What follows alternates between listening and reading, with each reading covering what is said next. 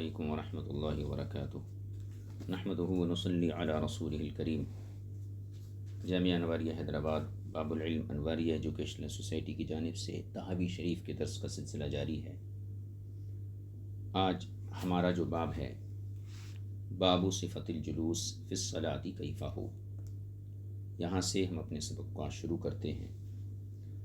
باضابطہ احادیث پر بحث کرنے سے پہلے، جیسا کہ ہم نے طرز اختیار کیا ہے کہ مذاہب کی صراحت اور صورت مسئلہ کی وضاحت کر دی جائے، تو اس سلسلے میں گزارش یہ ہے کہ نماز میں تشہد کے وقت، یعنی قاعدہ اولا اور قاعدہ اخیرہ اور دو سجدوں کے درمیان بیٹھنے کے وقت کیا کیفیت ہونا چاہیے۔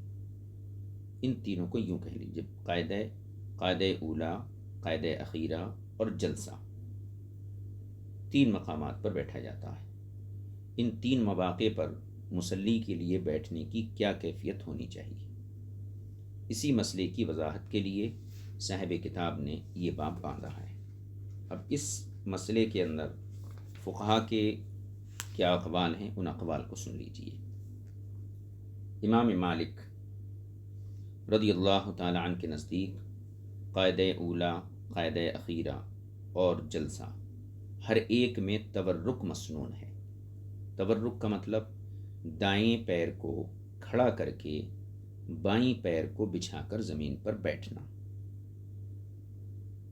دائیں پیر کو کھڑا کرنا، بائیں پیر کو بچھا کر زمین پر بیٹھنا۔ اور یہی حضرات جو ہیں کتاب کے اندر فریق اول کہلائیں گے۔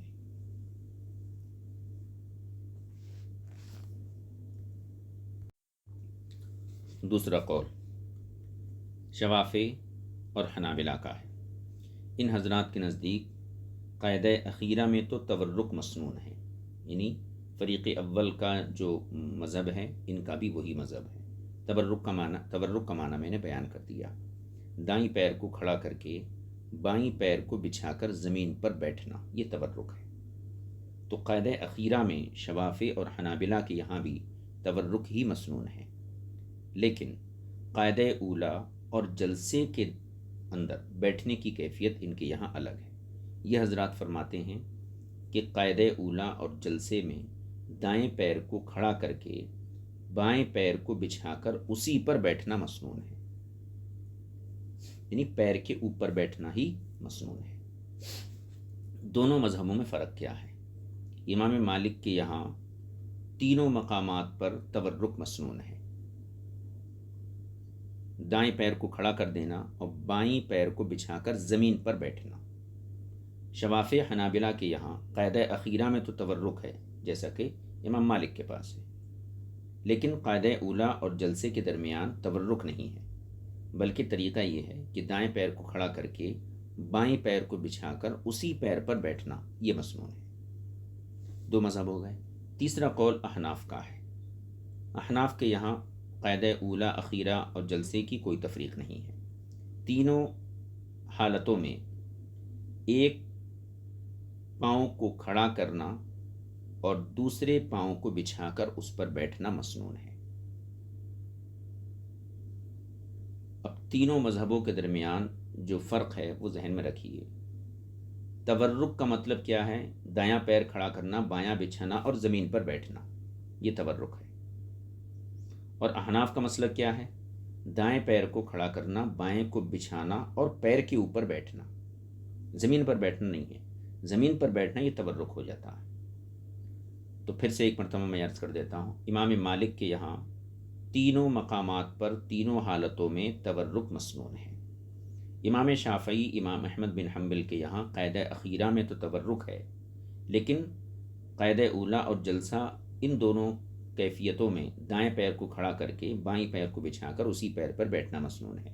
احناف کے یہاں تینوں کیفیتوں میں، تینوں حالتوں میں مسنون طریقہ یہ ہے کہ دائیں پیر کو کھڑا کرنا اور بائیں کو بچھا کر اسی پیر پر بیٹھنا۔ یہ تین اقوال ہو گئے۔ صاحب کتاب کا جیسا کہ مزاج ہے کہ آپ مرجوح قول کے دلائل کو پہلے ذکر کرتے ہیں، اور یہاں پر ترتیب کے لحاظ سے امام مالک کا قول ہم نے پہلے ذکر کیا، وہ اسی مناسبت سے ذکر کیا چونکہ صاحب کتاب نے امام مالک کی تائید کو سب سے پہلے پیش کیا ہے۔ اب ہم وہ حدیثیں پڑھیں گے جن سے امام مالک کے مذہب کی تائید ہوتی ہے۔ دیکھیے، حدثنا یونس بن عبد الاعلی قال اخبرنا ابن وهب ان مالکا حدثه عن یحیی بن سعید ان القاسم بن محمد اراهم الجلوس۔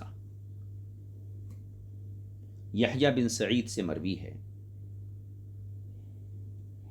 کہ قاسم بن محمد نے انہیں بیٹھنے کی کیفیت دکھائی۔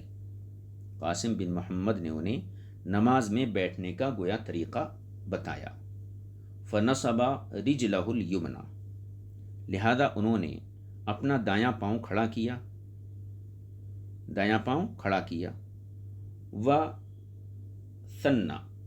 وثنا رجلہ الیسری، اور بائیں پاؤں کو ٹیڑھا کیا یعنی بچھایا۔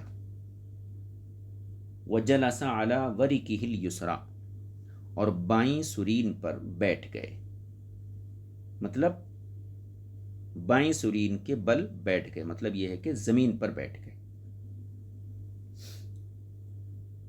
اس کے بعد ولم یجلس علی قدمیہ، لیکن قاسم بن محمد اپنے قدموں پر نہیں بیٹھے جیسا کہ ہمارے پاس بیٹھتے ہیں۔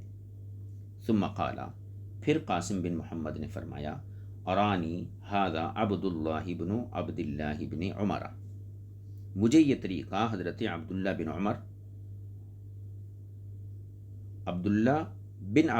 بن عمر نے بتایا ہے۔ وحدثنی ان اباہ عبد اللہ بن عمر کان یفعل ذلک، اور انہوں نے مجھے یہ بھی بتایا کہ ان کے والد عبداللہ بن عمر رضی اللہ تعالیٰ عنہ بھی اسی طرح کیا کرتے تھے۔ اب اس حدیث پاک کے اندر دیکھیے، اس میں تورک کی کیفیت کو ثابت کیا گیا ہے۔ یہ قاسم بن محمد کا بیان تھا جو عبداللہ بن عمر کے بیٹے سے نقل کر رہے ہیں، اور عبداللہ عمر کے بیٹے نے اس عمل کو حضرت عبداللہ بن عمر کی طرف منسوب کیا، گویا یہ صحابی کے عمل سے انہوں نے یہ ثابت کیا کہ نماز میں بیٹھنے کی یہی صورت ہے۔ اس کو امام طحاوی نے 2 سندوں کے ساتھ ذکر کیا ہے، دوسری سند بھی ہم پڑھ لیتے ہیں۔ دیکھیے، حدثنا یونس قال اخبرنا ابن وهب ان مالکا حدثه عن عبد الرحمن بن القاسم عن عبد الله بن عمر۔ عبد الرحمن بن قاسم روایت کرتے ہیں کس سے؟ عبداللہ بن عمر کے بیٹے سے، کیا؟ انہ اخبرہ، کہ حضرت عبداللہ بن عمر کے بیٹے نے ان کو بتایا، کیا بتایا؟ انہ کان یرا عبد اللہ بن عمر یتربع فی الصلاۃ اذا جلس، انہوں نے بتایا کہ حضرت عبداللہ بن عمر کو نماز میں اس کو کیا بولیں تربع مار کر بیٹھتے ہوئے دیکھا ہے، یعنی عبداللہ بن عمر کے بیٹے کہہ رہے ہیں کہ انہوں نے اپنے والد یعنی عبداللہ بن عمر کو دیکھا ہے، کیسے؟ یتربع فی الصلاۃ اذا جلس، نماز میں تربع یعنی چوکڑی مار کر بیٹھتے ہوئے دیکھا ہے۔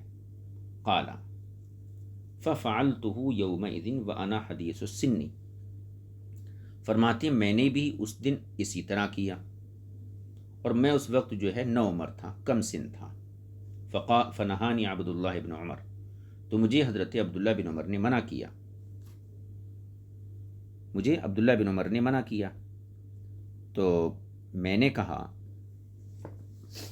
چونکہ میں نے اپنے والد کے عمل کو دیکھا تو میں نے بھی ویسے ہی کرنا شروع کیا، لیکن جب میں نے تربو مار کر بیٹھنا شروع کیا تو میرے والد عبداللہ بن عمر نے مجھے روک دیا اور فرمایا، انما سنت الصلاۃ ان تنصب رجلک الیمنی وتثنی الیسری، کہ سنت نماز کا سنت طریقہ یہ ہے کہ تم اپنے داہنے پیر کو کھڑا کرو اور بائیں پیر کو بچھا دو۔ فقلت لہ، تو میں نے ان سے کہا، فإنک تفعل ذلک، آپ تو ایسا کرتے ہیں، یعنی آپ تو تربو کرتے ہیں، یعنی چوکڑی مار کر بیٹھتے ہیں، اور مجھے آپ یہ مسئلہ بیان کر رہے ہیں۔ فقال، تو عبداللہ بن عمر نے فرمایا، ان رجلیہ لا تحملانی، یعنی میرے دونوں پاؤں میرے وزن کو برداشت نہیں کر سکتے. مطلب یہ تھا ان کا کہنے کا کہ میرا وزن زیادہ ہے اور میرے دونوں پیر اس وزن کو برداشت نہیں کر سکتے. اس عذر کی بنیاد پر میں نے تربو کو نماز میں اختیار کیا. یہ ابن عمر کی دو روایتیں ہو گئیں. ان دو روایتوں سے کیا سمجھ میں آیا کہ ابن عمر کے جو صاحبزادے ہیں عبداللہ بن عبداللہ، وہ کہتے ہیں کہ میرا بچپنا تھا، میرے والد ابن عمر جلسے کے موقع پر تربو کرتے تھے، تو میں نے بھی ان کو دیکھ کر ایسا کرنا شروع کیا، تو انہوں نے مجھے منع کر دیا اور کہا سنت طریقہ یہ ہے کہ دائیں پیر کو کھڑا کیا جائے اور بائیں پیر کو بچھا دیا جائے. میں نے ان پر اعتراض کیا کہ آپ ایسا کیوں نہیں کرتے، تو انہوں نے گویا کہ اپنے وزن کا عذر کیا. اس سے یہ معلوم ہوتا ہے کہ اصل جو سنت ہے وہ تربع ہے. اوپر کی حدیث میں اس عمل کو ثابت کیا گیا گویا کہ وہ عملی حدیث ہے، اور نیچے کی روایت کے اندر گویا یہ قولی حدیث بھی ہے. انہا سنت الصلاۃ ان تنصب رجلک الیمنی وتثنی الیسری، یہ قولی حدیث ہے. ان دونوں حدیثوں سے یہ پتہ چلتا ہے کہ نماز میں بیٹھنے کی جو کیفیتیں ہیں، چاہے وہ قاعدہ اولیٰ میں ہو، قاعدہ اخیرہ میں ہو، دونوں سجدوں کے درمیان جلسے کی کیفیت ہو، ان تینوں مواقع پر مسنون طریقہ یہ ہے کہ تورک کو اختیار کیا جائے، دائیں پیر کو کھڑا کیا جائے، بائیں پیر کو بچھایا جائے اور سرین کے بل زمین پر بیٹھا جائے. ٹھیک ہے. اب امام طحاوی کا اس پر تبصرہ دیکھیے. امام طحاوی فرماتے ہیں قال ابو جعفر، امام طحاوی نے کہا فذهب قوم الى ان القعود في الصلاة كلها، ایک جماعت فقہا کی اس طرف گئی ہے کہ پوری نماز میں جو بیٹھنا ہے، جتنے مقامات پر بیٹھا جاتا ہے، قاعدہ اولیٰ، قاعدہ اخیرہ، جلسہ، تو پوری نماز میں جو قعود ہے وہ یہ ہے ان ينصب الرجل رجلہ الیسری، کہ مرد اپنے داہنے پیر کو کھڑا کرے، وَيَثْنِيَ رِجْلَهُ الْيُسْرَى، اور بائیں پیر کو بچھائے، وَيَقْعُدْ بِالْأَرْضِ، اور زمین پر بیٹھے. اس کو تورک کہا جاتا ہے. وَاحْتَجُّوا فِي ذَلِكَ، اور ان حضرات نے اس مسئلے پر احتجاج کیا ہے بما وصفہ یحیی بن سعید فی حدیثہ من القعود. ان حضرات نے احتجاج کیا ہے اس مسئلے پر اس بیان سے جس کو یحییٰ بن سعید نے اپنی حدیث کے اندر بتایا ہے، یعنی ذکر کیا ہے. اوپر جو روایت گزری تھی یحییٰ بن سعید کی روایت گزری تھی. یحییٰ بن سعید نے قاسم بن محمد سے روایت کیا کہ انہوں نے بیٹھنے کا طریقہ سکھایا، تو وہ طریقہ تورک کا تھا. تو ان حضرات نے جو احتجاج کیا ہے بما وصفہ یحییٰ بن سعید فی حدیثہ من القعود،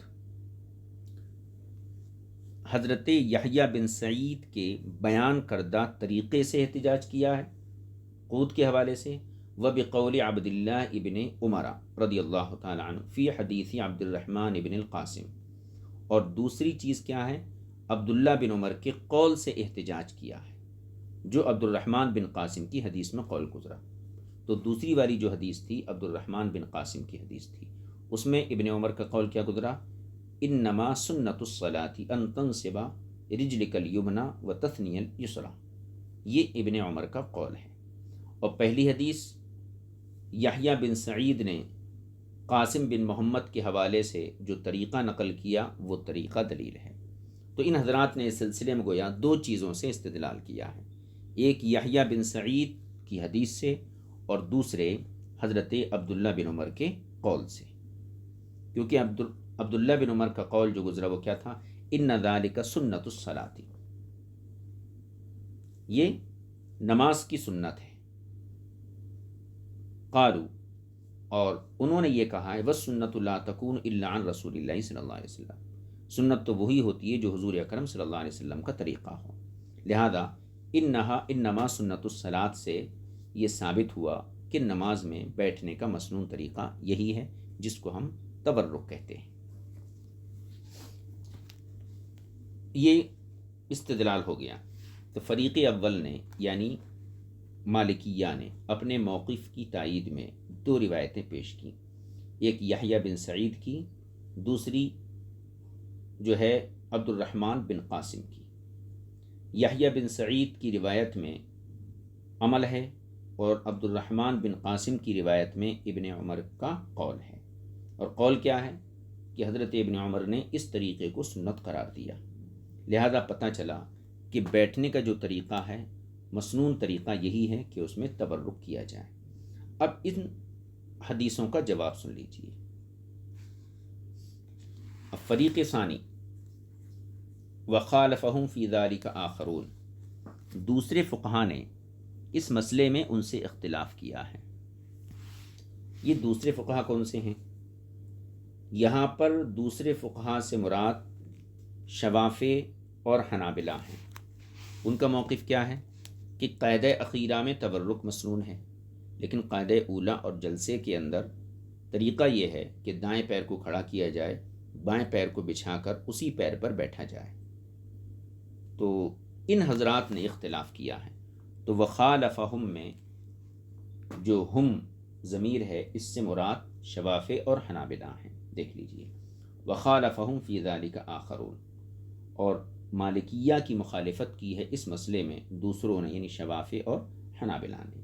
ان کا مذہب کیا ہے؟ وقالو، اور انہوں نے کہا ہے اما القعود فی آخر الصلاۃ فکما ذکرتم، رہا نماز کے اخیر میں بیٹھنا یعنی قاعدہ اخیرہ، تو اس کا حکم تو وہی ہے جو تم نے ذکر کیا، یعنی تبرک کیا جائے گا، قاعدہ اخیرہ میں تبرک کیا جائے گا۔ واما القعود فی التشہد الاول منہا فعلی الرجل الیسری، لیکن پہلے تشہد میں جو بیٹھا جاتا ہے یعنی قاعدہ اولا میں جو بیٹھا جاتا ہے تو پھر اس وقت جو ہے علی الرجل الیسری، بائیں پیر پر بیٹھنا مسنون ہے، یعنی زمین پر بیٹھنا مسنون نہیں ہے۔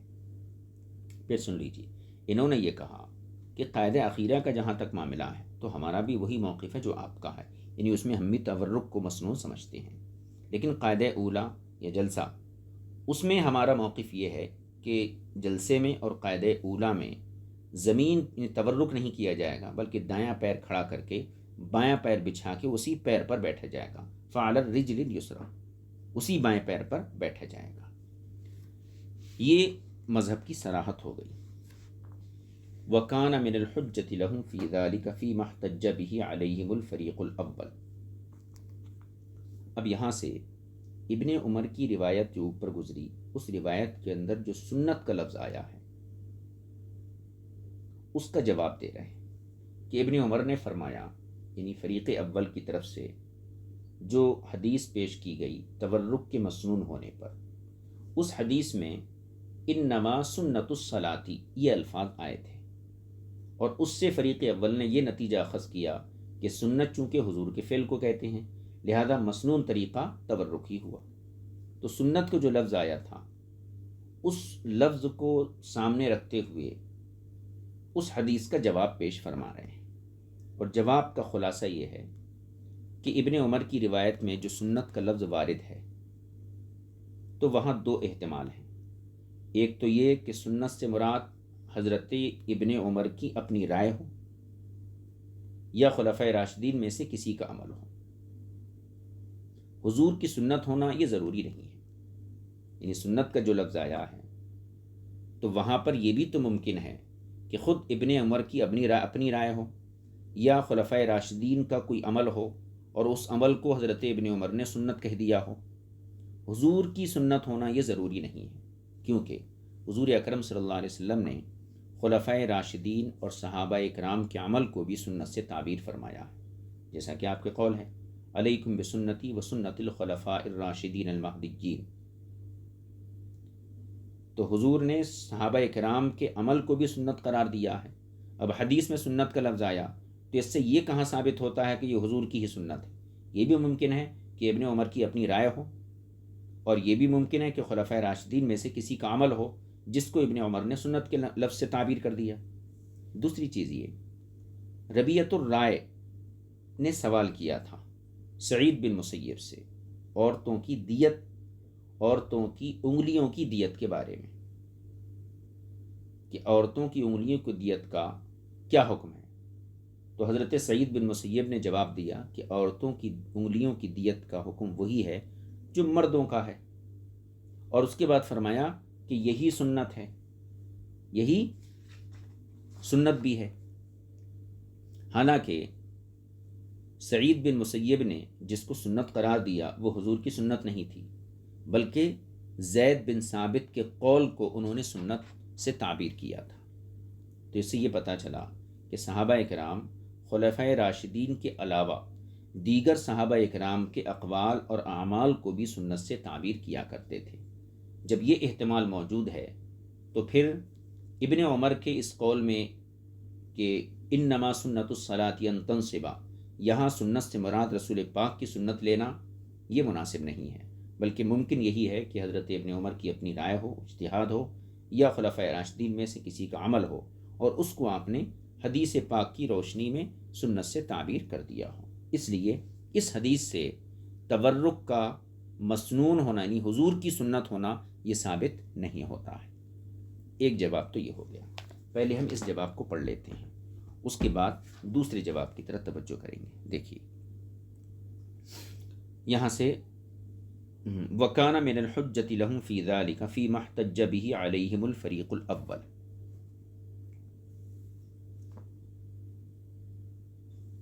اور ان کی دلیل یہ ہے اس مسئلے میں فی ما احتج بہ، جس سے انہوں نے استدلال کیا ہے، علیہم فریق الاول، یعنی فریق اول نے جس حدیث سے استدلال کیا ہے اس حدیث کے خلاف فریق ثانی کی دلیل یہ ہے، یعنی پہلے فریق نے جو دلیل اپنی تائید میں پیش کی تھی عبداللہ بن عمر کی، اسی حدیث کا یہاں سے فریق ثانی کی طرف سے جواب دیا جا رہا۔ وہ جواب یہ ہے ان قول عبداللہ بن عمر ان سنت الصلاۃ، حضرت عبداللہ بن عمر نے یہ جو فرمایا کہ نماز کی سنت یہ ہے، یعنی سنت طریقہ یہ ہے، فذکر ما فی الحدیث، اس کے بعد وہ پورا معاملہ ذکر کیا جو حدیث میں گزرا کہ پیر کو اس طرح رکھو وغیرہ وغیرہ۔ تو تورک کو جو مسنون کہا اور سنت کا لفظ استعمال کیا عبداللہ بن عمر نے، تو فرماتے لا يدل ذلك على انه عن النبی صلی اللہ علیہ وسلم، تو اس حدیث میں ایسی کوئی دلالت نہیں ہے جس سے یہ پتہ چلے کہ یہ حضور کی سنت ہے۔ سنت کا لفظ ضرور ہے مگر یہ ضروری نہیں ہے، اور نہ ایسی کوئی دلالت ہے حدیث میں جس سے یہ پتہ چلے کہ یہ سنت حضور کی سنت ہے۔ لہذا جب حضور کی سنت ہونے پر کوئی دلالت نہیں ہے، قد یجوز، تو یہ بھی ممکن ہے، ان یکون رأی ذالک، ہو سکتا ہے یہ خود حضرت ابن عمر کی رائے ہو، وقد یجوز ان یکون رأى ذالک، یہ ممکن ہے کہ حضرت ابن عمر کا خود یہ خیال ہو، ان کی اپنی رائے ہو، او اخذہ ممن بعد رسول اللہ صلی اللہ علیہ وسلم، یا پھر حضور کے بعد دیگر صحابہ اکرام سے انہوں نے یہ قول اخذ کیا ہو، لیا ہو، یا ان کے کسی عمل سے آپ نے یہ قول اخذ کیا۔ وقد قال رسول اللہ صلی اللہ علیہ وسلم، اور چونکہ حضور صلی اللہ علیہ وسلم کا یہ ارشاد موجود ہے، علیکم بسنتی وسنت الخلفاء الراشدین المہدیین من بعدی، میری سنت کو لازم پکڑو اور میرے بعد میرے خلفائے راشدین مہدیین کی سنت کو لازم پکڑو۔ تو چونکہ حضور نے صحابہ کے عمل کو بھی سنت قرار دیا، تو ممکن ہے کہ ابن عمر رضی اللہ تعالی عنہ نے خلفائے راشدین کے کسی عمل کو سنت سے تعبیر کر دیا ہو۔ اور ایک چیز، وقال سعید بن المسیب لما سألہ ربیعۃ عن عروش اصابع المرأۃ، اسی طریقے سے سعید بن مسیب سے جب پوچھا ربیعہ نے کہ عورتوں کی انگلیوں کی دیت کیا ہے، تو سعید بن مسیب نے کیا فرمایا کہ وہی دیت ہے جو مرد کی دیت ہے، اور اس کے ساتھ یہ کہا انہا سنت یا ابن اخی، اے میرے بھتیجے یہی سنت ہے۔ ولم یکن مخرج ذلک الا عن زید بن ثابت، حالانکہ اس مسئلے کی جو سند ہے وہ زید بن ثابت تک ہی پہنچتی ہے، یعنی زید بن ثابت کا اپنا قول ہے۔ زید بن ثابت کے قول کو یہاں پر سعید بن مسیب نے سنت کے لفظ سے تعبیر کیا، فسمى سعید قول زید بن ثابت سنتن، تو یہاں پر سعید بن مسیب نے حضرت زید بن ثابت کے قول کو سنت سے تعبیر کیا، فکذالک، تو اسی طرح یحتمل، یہ ممکن ہے، ان یکون عبداللہ بن عمر رضی اللہ عنہما، سما مثل ذلك ایضا سنتن، تو یہ بھی احتمال ہے کہ حضرت عبداللہ بن عمر نے اسی قسم کے قول کو سنت سے تعبیر کر دیا ہو۔ وَإِن لَّمْ يَكُنْ عِندَهُ فِي ذَلِكَ عَنْ رَسُولِ اللَّهِ صلی اللہ علیہ وسلم فِي شَيْءٍ، اگرچہ ان کے نزدیک اس سلسلے میں رسول پاک صلی اللہ علیہ وسلم سے کچھ بھی مروی نہ ہو، کسی صحابی کے عمل کو دیکھا خلفائے راشدین میں سے اور اس عمل کو سنت سے تعبیر کر دیا، تو جس حدیث سے آپ نے ابن عمر کی حدیث سے یہ ثابت کیا کہ تورک سنت ہے، تو اس سے حضور کی سنت ہونا یہ ثابت نہیں ہوتا، کیونکہ سنت کا لفظ جس طریقے سے حضور کے عمل کے لیے بولا جاتا ہے، صحابہ کے اعمال اور اقوال کے لیے بھی سنت کا لفظ استعمال کیا جاتا ہے، اور حدیث ابن عمر کے اندر ایسی کوئی صراحت نہیں ہے کہ یہاں سنت سے مراد حضور کی سنت ہو، لہذا یہ بھی ممکن ہے کہ خلفائے راشدین کا اپنا عمل ہو یا پھر خود ابن عمر کی اپنی رائے ہو جس کو انہوں نے سنت سے تعبیر کر دیا، لہذا اس حدیث سے استدلال کرنا یہ درست نہیں ہے۔ یہ پہلی والی حدیث کا جواب مکمل ہو گیا۔ اب دوسرا جواب سنیے۔ حضرت ابن عمر کی ایک حدیث کا ایک جواب یہاں دے دیا گیا، دوسرا جواب اس کا وفی ذالک حجۃ اخری، اور اس سلسلے میں دوسری دلیل یہ ہے کہ حضرت ابن عمر کا یہ کہنا کہ میں تربو کر کے اس لیے بیٹھتا ہوں کہ میرے دونوں پاؤں مجھے اٹھا نہیں پاتے، یعنی جب حضرت ابن عمر سے ان کے بیٹے نے یہ اعتراض کیا کہ آپ تو مجھے تربو کا حکم دیتے ہیں، تورک کا حکم دیتے ہیں اور خود تربع فرماتے ہیں، فَإِنَّكَ تَفْعَلُ ذَلِكَ، تو آپ نے کیا فرمایا ابن عمر نے؟ إِنَّ رِجْلَيَّ لَا تَحْمِلَانِ، یعنی میرے دونوں پیر میرے وزن کو برداشت نہیں کر پاتے ہیں۔ تو ابن عمر تربع فرماتے تھے کس کی وجہ سے؟ وزن زیادہ ہونے کی وجہ سے، لیکن حکم کیا دیا آپ نے اپنے بیٹے کو؟ تورک کا حکم کیا دیا؟ تورک کا۔ تو اس کا مطلب یہ ہے کہ ابن عمر عذر کی بنیاد پر تربع کرتے تھے، اگر اٹھا پاتے اپنے پیروں کو تو دونوں پیروں کو استعمال کرتے، اور دونوں پیروں کے استعمال کی صورت یہی ہے کہ داہنے پیر کو کھڑا کر کے بائیں کو بچھا کر اسی پیر پر بیٹھ جائیں، لہذا ابن عمر کے قول کے سیاق و سباق سے فریق اول کا جو دعویٰ ہے وہ ثابت نہیں ہو سکتا ہے۔ اس کو امام طحاوی کے الفاظ میں دیکھ لیجئے، دیکھیے وفی ذالک حجۃ اخری، اور اس سلسلے میں دوسری دلیل یہ ہے ان عبد اللہ ابن عبد اللہ ارى القاسم الجلوس فی الصلاة علی ما فی حدیثی، پیچھے دو حدیثیں ذکر کی گئی تھیں، ایک قاسم بن محمد کی اور دوسری عبد الرحمن بن قاسم کی، تو فرماتے ہیں عبداللہ بن عبداللہ یعنی حضرت ابن عمر کے بیٹے، تو ابن عمر کے فرزند نے قاسم کو نماز میں بیٹھنے کا طریقہ اپنی حدیث میں بتایا،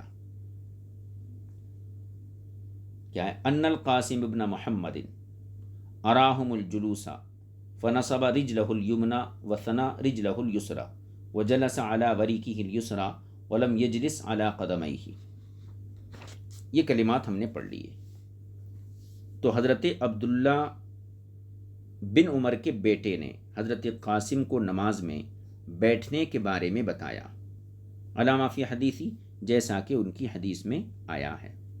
وذکر عبد الرحمن بن القاسم عن عبداللہ ابن عبداللہ عن ابیہ، اور دوسری طرف حضرت عبد الرحمن بن قاسم نے عبداللہ بن عمر کے بیٹے سے روایت کی اور انہوں نے اپنی والد سے روایت کیا، لما قال لہ، کہ جب انہوں نے اپنے والد سے کہا فَإِنَّكَ تَفْعَلُ ذَلِكَ، آپ تو تربع کرتے ہیں، فقال، تو ابن عمر نے جواب دیا إِنَّ رِجْلَايَ لَا تَحْمِلَانِ، میرے دونوں پیر میرا بوجھ نہیں اٹھا سکتے، فَكَانَ مَعْنَ ذَلِكَ، تو اس کا معنی یہ ہوا أَنَّهُمَا لَوْ حَمَلَتَانِ، کہ اگر دونوں پیر مجھے اٹھاتے، قعدت علی احداہما واقمت الاخری، تو میں ایک پیر کو بچھا کر اس پر بیٹھتا اور دوسرے کو کھڑا کرتا، لأن ذکرہ لہما، کیونکہ ابن عمر کا دونوں پیروں کا تذکرہ کرنا لا يدل على ان احداهما تستعمل دون الاخرى، حضرت ابن عمر کا دونوں پیروں کو ذکر کرنا اس بات پر دلالت نہیں کرتا ہے کہ آپ ایک کو استعمال کرتے دوسرے کو استعمال نہ کرتے۔ جب تورک کریں گے تو پھر ایک ہی پیر استعمال ہوگا، سیدھا پیر، اور بایاں پیر بچھایا جائے گا اور بیٹھا جائے گا زمین کے اوپر، تو دوسرا استعمال نہیں ہوگا۔ تو حضرت ابن عمر نے دونوں پیروں کا تذکرہ جو کیا ہے، اس میں اس بات پر کوئی دلالت نہیں ہے کہ وہ ایک کو استعمال کریں گے دوسرے کو استعمال نہیں کریں گے، ولیکن تستعملان جميعا، بلکہ دونوں پیروں کا تذکرہ یہ بتاتا ہے کہ آپ دونوں پیروں کو استعمال کریں گے۔ اور دونوں پیروں کے استعمال کا طریقہ کیا ہے؟ فَيَقْعُدُ عَلَى إِحْدَاهُمَا، ایک پر آپ بیٹھیں گے، وَيَنْصِبُ الْأُخْرَى، اور دوسرے پر آپ دوسرے کو کھڑا کریں گے۔ یعنی اگر آپ دونوں پیر کو اگر استعمال کرتے، اگر آپ کا بوجھ آپ کے پیر برداشت کرتے تو آپ دونوں پیروں کو استعمال کرتے، ایک کو استعمال نہیں کرتے۔ جب دونوں کو استعمال کرتے تو دونوں کے استعمال کا طریقہ یہی ہے کہ ایک پر بیٹھتے دوسرے کو کھڑا کرتے۔ فَهَذَا خِلَافُ مَا فِي حَدِيثِ يَحْيَى بْنِ سَعِيدٍ، لہذا یہ مفہوم اس حدیث کے خلاف ہے جو یحییٰ بن سعید کی حدیث میں ہے۔ یحییٰ بن سعید کی حدیث میں کیسا ہے کہ اپنے سرین پر، یعنی زمین پر سرین کے ذریعے علی ورکہ الیسریٰ، بائیں سرین پر بیٹھے، ولم یجلس علی قدمی، اپنے قدموں پہ نہیں بیٹھے۔ تو اس روایت کا مطلب کیا؟ قدموں پہ نہیں بیٹھے، زمین پر بیٹھے۔ اور ابن عمر کی جو دوسری روایت ہے اس کا مطلب یہ نکلتا ہے کہ اگر میرے پیر میرے بوجھ برداشت کرتے تو پھر میں دونوں پیروں کو استعمال کرتا، اور دونوں پیروں کو استعمال کا طریقہ یہی ہے، ایک کو کھڑا کرتا دوسرے کے اوپر بیٹھتا، یعنی دونوں استعمال کرتا اور دوسرے پیر پر بیٹھتا۔ جب اس سے دوسرے پیر پر بیٹھنے کا مفہوم نکلتا ہے تو پھر یہ روایت یحییٰ بن سعید کی جو روایت گزری اس روایت کے خلاف ہو گئی۔ لہذا جب یہ روایتیں دونوں عمل آپس میں متعارض ہو گئے تو پھر اس سے کوئی ایک مسئلہ یعنی تبرک کا مسئلہ ثابت نہیں ہو سکتا ہے۔ یہ دوسرا جواب تھا جو صاحب کتاب کے الفاظ میں ہم نے آپ کی خدمت میں پیش کر دیا۔ اب آگے چلیے۔ اب تک کی جو گفتگو ہماری ہوئی وہ یہ کہ مالکیہ کے یہاں تینوں مقامات پر تورک مسنون ہے، قاعدہ اولا، قاعدہ اخیرہ، جلسہ۔ اور صاحب کتاب نے مالکیہ کی تائید میں دو روایتیں پیش کی، ایک یحییٰ بن سعید کی اور دوسری جو ہے قاسم بن محمد کی، عبد الرحمن بن قاسم کی۔ ان دونوں روایتوں کو ذکر کرنے کے بعد امام طحاوی نے امام مالک کے مذہب کی صراحت کی۔ پھر اس کے بعد دوسرے درجے میں امام شافعی اور حنابلہ کے مسلک کو ذکر کیا۔ ان کا مسلک کیا ہے کہ قاعدہ اخیرہ میں تو تورک ہے، لیکن قاعدہ اولا اور جلسے کے اندر تورک نہیں ہے، بلکہ سیدھے پیر کو کھڑا کرنا اور بائیں کو بچھا کر اسی پیر پر بیٹھنا ہے۔ پھر شوافع نے اور حنابلہ نے اس سلسلے میں جو ہے فریق اول کی حدیث کا یعنی ابن عمر کی روایت کا جواب پیش کیا اور یہ ثابت کیا کہ اس سے جو ہے قاعدہ اولا اور جلسے کے درمیان تورک ثابت نہیں ہوتا ہے۔ اب ایک حدیث کون سی؟ حضرت ابو حمید ساعدی کی اس سلسلے میں حدیث آئی ہے، اور یہ حدیث فریق ثانی کی تائید میں ہے۔ تو فریق اول کی طرف سے جو دلیل پیش کی گئی اس کا جواب تو دے دیا، اب فریق ثانی نے یعنی شوافع حنابلہ کی طرف سے ان کی تائیدی روایت امام طحاوی یہاں پیش فرما رہے ہیں۔ دیکھیے، وقد روا ابو حمید الساعدی رضی اللہ عنہ عن نبی صلی اللہ علیہ وسلم فی ذلک، اور حضرت ابو حمید ساعدی رضی اللہ تعالی عنہ نے حضور اکرم صلی اللہ تعالی علیہ وسلم سے اسی قسم کی حدیث نقل کی ہے جو ہمارے موقف کی تائید کرتی ہے۔ شوافع حنابلہ کا موقف کیا ہے کہ قاعدہ اخیرہ میں تورک ہے، اور قاعدہ اولا اور جلسے کے درمیان وہ احناف کی طرح ہیں، یعنی دائیں پیر کو کھڑا کرنا، بائیں کو بچھا کر اسی کے اوپر بیٹھنا۔ اب یہ روایت ہم پڑھ لیتے ہیں۔ دیکھیے، ما قد حدثنا، یہ ہے دیکھیے روایت، ما قد حدثنا ابو بکرۃ قال حدثنا ابو عاصم قال حدثنا عبد الحمید بن جعفر قال حدثنا محمد بن عمر بن عطاء قال سمعت ابا حمید الساعدی فی عشرۃ من اصحاب النبی صلی اللہ علیہ وسلم احدهم ابو قتادہ، یعنی محمد بن عمر بن عطا یہ فرماتے ہیں کہ میں نے نبی کریم صلی اللہ علیہ وسلم کے 10 صحابہ کرام کو کے 10 صحابہ کرام جن میں حضرت ابو قتادہ بھی تھے، تو 10 صحابہ کرام کی موجودگی میں حضرت ابو حمید ساعدی سے سنا ہے۔ یہ کون کہہ رہے ہیں؟ محمد بن عمر بن عطا، سمعت ابا حمید الساعدیہ، میں نے ابو حمید ساعدی سے سنا ہے۔ کس کیفیت میں؟ فی عشرۃ من اصحاب النبی صلی اللہ علیہ وسلم، 10 صحابہ کرام کی موجودگی کے وقت، اور ان میں سے ایک ابو قتادہ ہے۔ کیا سنا ہے؟ قال ابو حمید نے کہا انا اعلمکم بصلاۃ رسول اللہ صلی اللہ علیہ وسلم، میں تم سب سے زیادہ رسول پاک صلی اللہ علیہ وسلم کی نماز کو جاننے والا ہوں۔ فقالوا لما، انہوں نے کہا ایسا کیسے ہو سکتا ہے؟ ما کنت اکثرنا له تبعا ولا اقدمنا له صحبہ، نہ تو تم ہم سے زیادہ حضور کی اتباع کرنے والے اور نہ ہم سے زیادہ حضور کی صحبت میں رہنے والے، پھر تم ہم سے زیادہ کیسے حضور کی نماز کو جانتے ہیں؟ فقال بلا، تو انہوں نے کہا کیوں نہیں، میں ضرور جانتا ہوں۔ قالوا، تو ان صحابہ نے کہا فاعرض، ٹھیک ہے، جو طریقہ تمہارے پاس پہنچا ہے اس کو بیان کرو۔ فذکر، اب ابو حمید ساعدی نے ذکر کیا، انہ کان فی الجلسۃ الاولی یثنی رجلہ الیسری فیقعد علیہا حتی اذا کانت السجدۃ التی یکون فی آخرها التسلیم اخر رجلہ الیسری وقعد متورکا علی شقہ الایسر قال فقالوا جميعا صدقت۔ یہ ابو حمید ساعدی کے الفاظ ہیں، حضور کے عمل کو نقل فرماتے ہیں، کہتے ہیں فذکر، اب انہوں نے حدیث بیان کی تو اسی حدیث کے ضمن میں یہ چیز بھی بیان کی، انہو کانا، کہ حضور اکرم صلی اللہ علیہ وسلم فی الجلسۃ الاولی، پہلے قاعدے میں، یثنی رجلہ الیسری، اپنے بائیں پیر کو بچھاتے تھے، فیقعد علیہا، اور اس پر آپ بیٹھتے تھے، بائیں پیر کو بچھا کر اس پر بیٹھتے تھے، کب؟ قاعدہ اولا کے اندر۔ اب یہ حصہ جو ہے فریق اول کے مخالف ہو گیا۔ فریق اول کا کہنا کیا ہے کہ تمام مواقع پر، قاعدہ اولا، قاعدہ اخیرہ، جلسہ، ہر مقام پر جو ہے آپ کو بایاں پیر بچھا کر سرین کے بل زمین پر بیٹھنا ہے، تورک کرنا ہے، دایاں پیر کھڑا کرنا، بایاں پیر بچھانا اور زمین پر بیٹھنا ہے، اس کو تورک بولتے ہیں۔ تو ان کے یہاں تمام مواقع میں تورک ہے، لیکن اس حدیث سے یہ ثابت ہوتا ہے کہ قاعدہ اولا کے اندر تورک نہیں ہے، بلکہ داہنے پیر کو کھڑا کرنا اور بائیں کو بچھا کر اسی پیر پر بیٹھنا ہے، جیسا کہ ابو حمید ساعدی رسول پاک صلی اللہ علیہ وسلم کا عمل یہاں نقل فرما رہے ہیں۔ دیکھیے، فذکر، ابو حمید ساعدی نے اپنی حدیث میں یہ ذکر کیا، انہ کان فی الجلسۃ الاولی یثنی رجلہ الیسری فیقعد علیہا، کہ رسول پاک صلی اللہ تعالی علیہ وسلم اپنے بائیں پاؤں کو ٹیڑھا کرتے، یعنی بچھاتے اور اس پر بیٹھتے، حتی اذا کانت السجدۃ التی یکون فی آخرها التسلیم، یہاں تک کہ جب وہ سجدہ ہوتا جس کے آخر میں سلام پھیرا جاتا، یعنی قاعدہ اخیرہ جب آتا، اخر رجلہ الیسری، تو پھر جو ہے آپ بایاں پاؤں جو ہے نکالتے، اخر رجلہ الیسری، جب آخری قاعدہ آتا تو پاؤں باہر نکالتے ہوئے،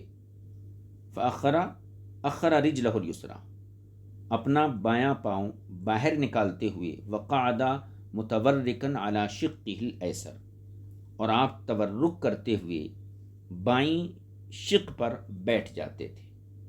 یہاں شق سے مراد جو ہے وہ مقعد ہے، لیکن ازراہ ادب یہ لفظ استعمال کرنا مناسب نہیں دکھتا ہے، اس لیے میں شق کا ترجمہ شق سے ہی کرتا ہوں۔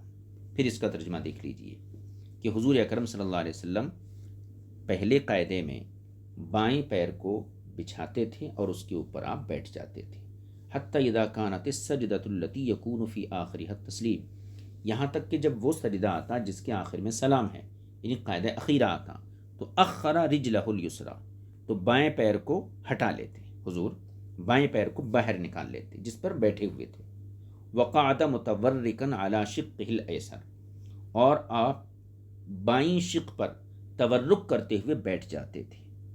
یہ طریقہ ابو حمید ساعدی نے بیان کیا۔ قالا، تو راوی کہتے ہیں فقالوا جمیعا صدقتا، تو جو باقی تمام صحابہ اس محفل میں جمع تھے ان تمام نے کہا کہ تم نے سچ کہا۔ تو اس حدیث سے شوافع اور حنابلہ کے مذہب کی تائید ہوتی ہے کہ قاعدہ اولیٰ کے اندر تورک نہیں کیا جائے گا، قاعدہ اخیرہ میں تورک کیا جائے گا، کیونکہ دونوں باتیں اس حدیث سے ثابت ہوتی ہے کہ قاعدہ اولیٰ میں حضور نے تورک نہیں کیا اور قاعدہ اخیرہ میں تورک فرمایا، لہذا شوافع و مالکیہ کے مذہب کو اس حدیث سے تائید مل رہی ہے۔ اب اسی کی ایک سند اور امام طحاوی نے یہاں ذکر کی ہے، اس سند کو بھی ہم پڑھ لیتے ہیں۔ وما قد حدثنا، یہ ہے دیکھیے، احمد بن عبد الرحمن بن وهب قال حدثنا عمي عبد الله بن وهب قال حدثني الليث بن سعد عن يزيد بن محمد القرشي ويزيد بن ابي حبيب عن محمد بن عمرو بن حلحلة عن محمد بن عمرو بن عطاء، پھر اس کے بعد تحویل سند ہے۔ قال واخبرني ابن لهيعة عن يزيد بن ابي حبيب وعبد الكريم بن الحارث عن محمد بن عمرو بن عطاء عن ابی حمید رضی اللہ عنہ عن النبی صلی اللہ علیہ وسلم نحوہ، اس سند کے ساتھ بھی ابو حمید ساعدی نے اسی طریقے کی حدیث نقل کی ہے، غیر انہ لم یقل، لیکن اس سند کے ساتھ جب یہ روایت آئی ہے تو اس میں فقالوا جمیعا صدقتا یہ الفاظ نہیں آئے ہیں جیسے کہ پہلے والی روایت میں آئے ہیں۔ اور آگے دیکھیے، حدثنی ابو الحسین الاصبہانی هو محمد بن عبد اللہ بن مخلد قال حدثنا عثمان بن ابی شیبۃ قال حدثنا خالد بن مخلد قال حدثنا عبد السلام بن حفص عن محمد بن عمرو بن حلحلة الدؤلی فذكر باسناده مثله۔ محمد بن عمر بن حلحلہ دولی نے اپنی سند کے ساتھ اسی طریقے کی حدیث نقل کی ہے۔ فہذا یوافق ما ذهب الیہ اہل هذه المقالہ، فہذا یوافق، یہ بات جو ہے، یہ قول پہلے قائلین کے موافق ہے۔ فہذا یوافق ما ذهب الیہ اہل هذه المقالہ، یہ قول اس قول کے کہنے والوں کے موافق ہے، یعنی فریق ثانی نے جو قول کیا کہ قاعدہ اخیرہ میں تو تورک ہے اور قاعدہ اخیرہ میں تورک ہے اور قاعدہ اولیٰ میں تورک نہیں ہے، بلکہ دائیں پیر کو کھڑا کیا جائے گا اور بائیں کو بچھا کر اسی پر بیٹھا جائے گا۔ تو یہ جو حدیثیں ہیں یہ سب فریق ثانی کی تائید میں امام طحاوی نے پیش فرمائی، دو مسلک ہو گئے اور دونوں کی روایتوں کو پیش کر دیا گیا۔ امام مالک کے یہاں تینوں مواقع پر تورک مسنون ہے اور ان کا استدلال ابن عمر کی دو روایتوں سے، ایک وہ جس کو عبد الرحمن بن قاسم نے نقل کیا اور دوسری وہ جس کو یحییٰ بن سعید نے نقل کیا۔ دوسرا موقف شوافع اور حنابلہ کا، یہ حضرات کہتے ہیں قاعدہ اخیرہ میں تورک ہے لیکن قاعدہ اولیٰ میں تورک نہیں ہے، اور انہوں نے استدلال کیا ہے حضرت ابو حمید ساعدی کی حدیث پاک سے۔ اب تیسرا مذہب امام طحاوی بیان فرماتے ہیں، وقد خالف فی ذلک آخرون،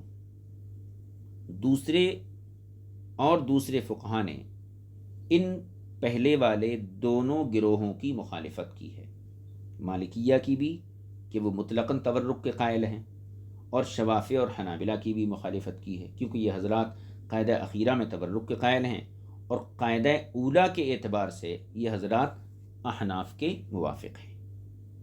تو ایک جہت سے احناف کا دونوں سے اختلاف ہے، مالکیہ سے مجموعی یعنی کلی اختلاف ہے، مطلقاً اختلاف ہے، اور شوافع سے جزوی اختلاف ہے، یعنی قاعدہ اخیرہ کے اعتبار سے شوافع اور حنابلہ سے ہمارا اختلاف ہے۔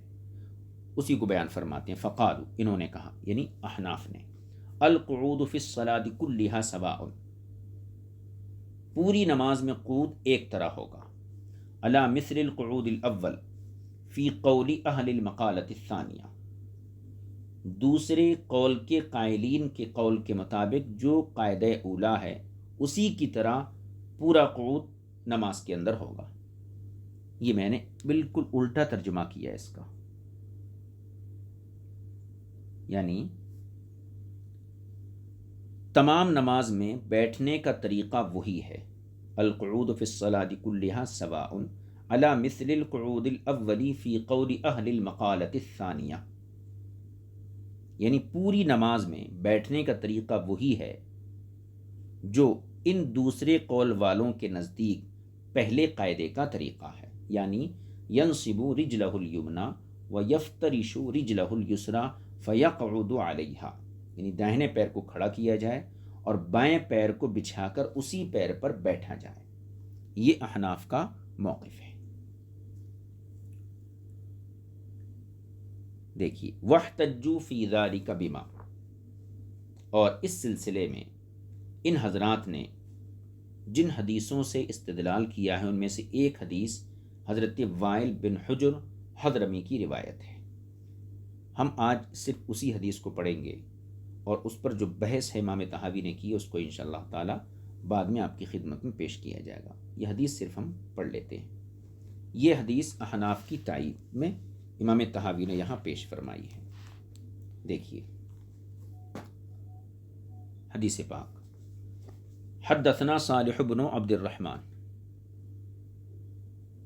حدثنا صالح بن عبد الرحمن وروح بن الفرج قال، ان دونوں نے کہا حدثنا یوسف بن عدی قال حدثنا ابو الاحوص عن عاصم بن کلیب الجرمی عن ابیہ. آگے ہے اس کی سند دیکھیے. عن ابیہ عن وائل بن حجر الحضرمی، وائل بن حجر حضرمی رضی اللہ تعالی عنہ سے مروی ہے. قال، انہوں نے فرمایا صلیت خلف رسول اللہ صلی اللہ علیہ وسلم، میں نے رسول پاک صلی اللہ علیہ وسلم کے پیچھے نماز پڑھی. فقلت، تو میں نے دل میں خیال کیا لأحفظن صلاۃ رسول اللہ صلی اللہ علیہ وسلم،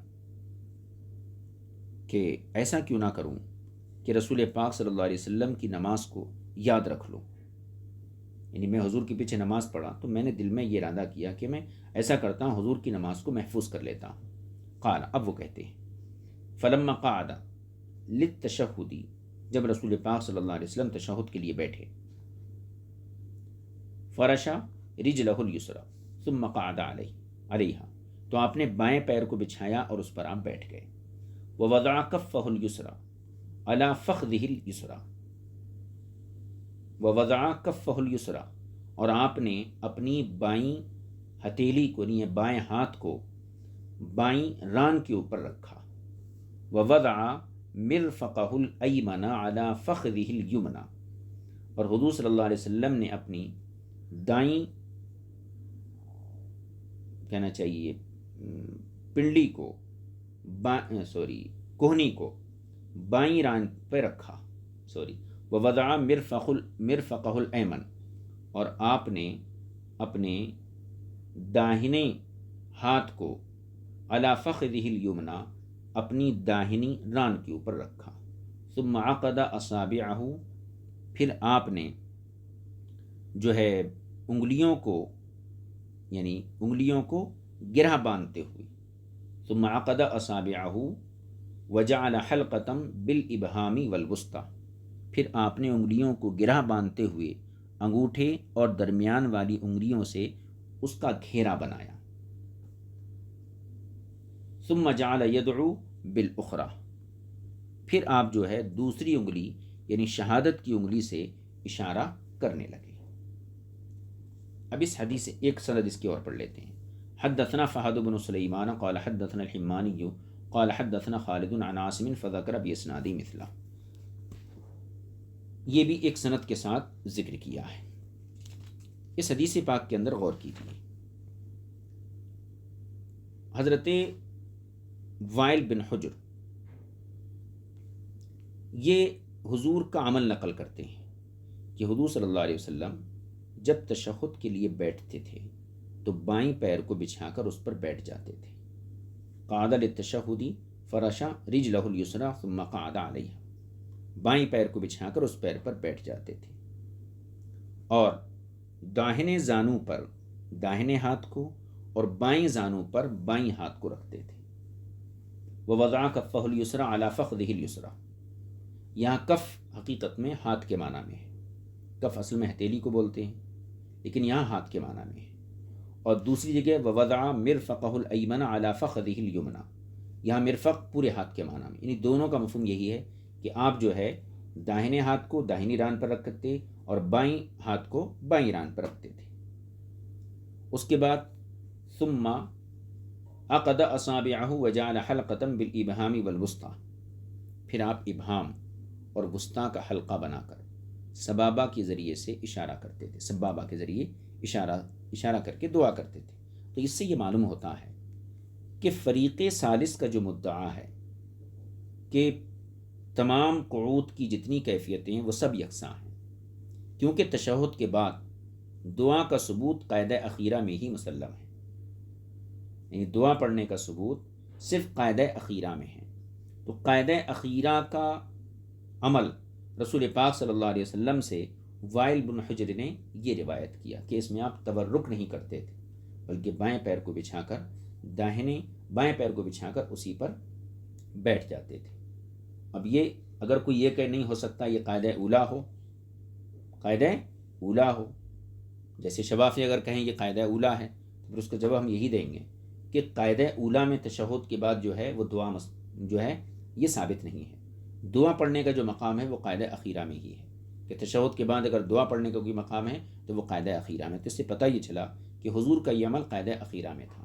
جب قاعدہ اخیرہ میں تھا تو پھر اس سے یہ ثابت ہوا کہ فریق ثالث کا مدعا یہی جو ہے سنت کے مطابق ہے۔